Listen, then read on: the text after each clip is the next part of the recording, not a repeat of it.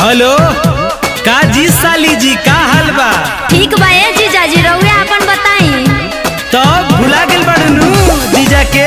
हम कहे के भुलाई जाए, रउआ ना अपना भौजाई में बिजी रही ना।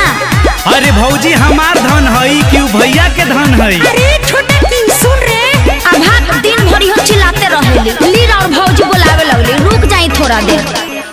दीदिया बोला बतिया वेट कीजिए, आते हैं तो बात भर पेट कीजिए। समझ रहे ना जीजू?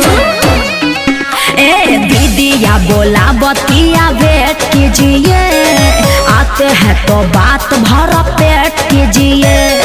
ए बाबू तनी धर का फोनवा आवतनी। चाचा गोल लगताई। आदित्य रे। हाँ चाचा।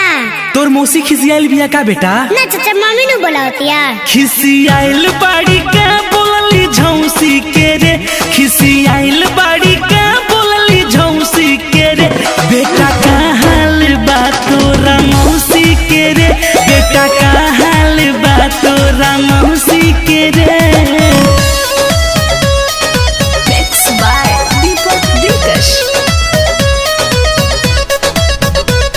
हाँ बोली जीजाजी।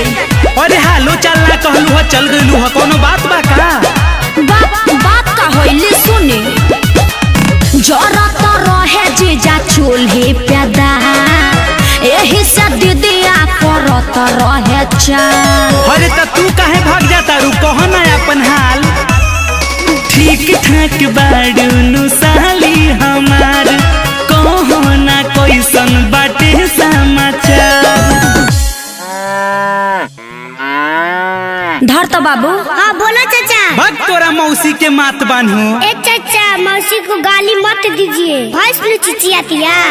अब का घास डाले गोइली हो भैंसी के रे, अब का घास डाले गोइली हो भैंसी के रे। बेटा का हाल बा तोरा मौसी के रे, बेटा का हाल बा तोरा मौसी के रे।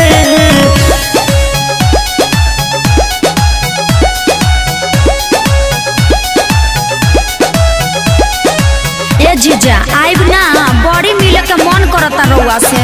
ना जइबू, टाइम बता हमरा से बात करे के। कोई बेरी कही रउआ तोर देनी मन, निमन कोइनी जीजा जय बच्चन। अरे ई कुल कह के मन मत गबड़ावा, आ जाई काहे ही बेरा। मिले के तमन बड़ी बाटे हमार, कह तो आ जाई यही घरी ससुराल। तनी धर तो बाबू। ना हम ना दरमा पे खिसियाता। धर। हाँ बोलो चाचा। फिर का चल गईली कही रे? ए भाई चाचा ए जे। मोनू बांध ले कही दे अंगौछी के रे, मोनू बांध ले कही दे अंगौछी के रे।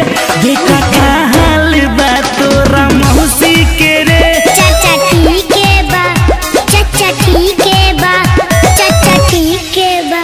हतरुक आवतानी हम।